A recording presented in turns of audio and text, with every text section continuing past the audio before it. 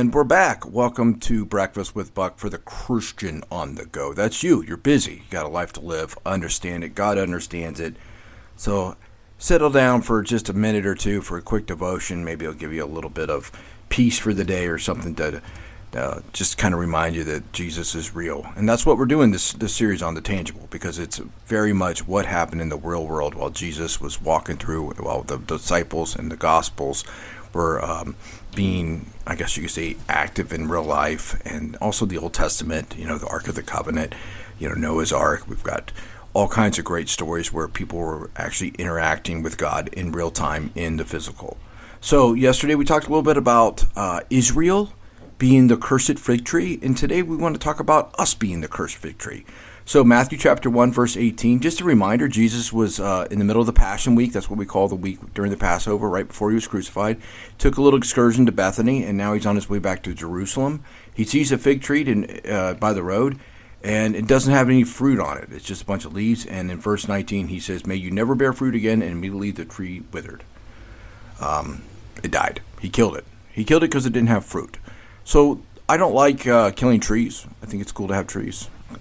So I kind of took a little bit of concern with this, thinking, was that necessary, Jesus? Like, could you just maybe have done something a little different here?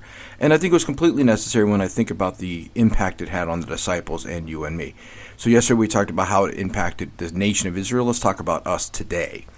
So if we are the fig tree, it sounds very much like we are in a transactional relationship with Jesus, which we're not, but that's what it sounds like. In other words, if we're not doing something for Jesus, he's just waiting to wither us away, just to snap us off and break us.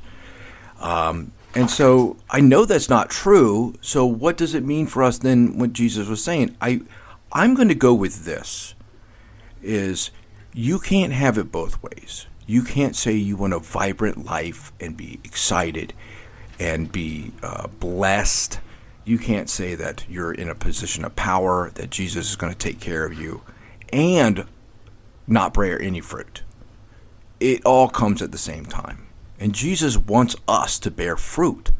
He's the vine, remember? And we are the fruit on the vine. He's providing for us to bloom. And so the one thing I'm going to say about this is you're either bearing fruit or you're withering away. You can't be in this suspended green leafy state where you're kind of in between both, like the Hebrews were with the Romans, just like in a compromising situation. And I also think, like, if you think of the Bible verse, salt loses its saltiness. You can't be kind of a mid-level salt.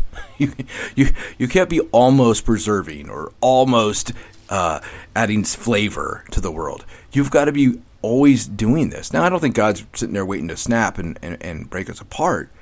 But I think the idea is that if you want to serve Jesus, the natural occurrence will be to bear fruit. Like, it's going to happen. Kind of like when you grow a tree, you don't really grow the tree.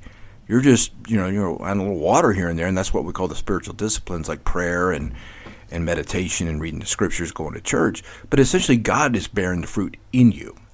So if you're not bearing that fruit, there's something between you and Jesus going on.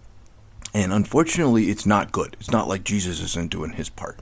Because I like the way Jesus is hungry here. He's seeking things. It reminds me of the woman at the well, where he has an urgency to move.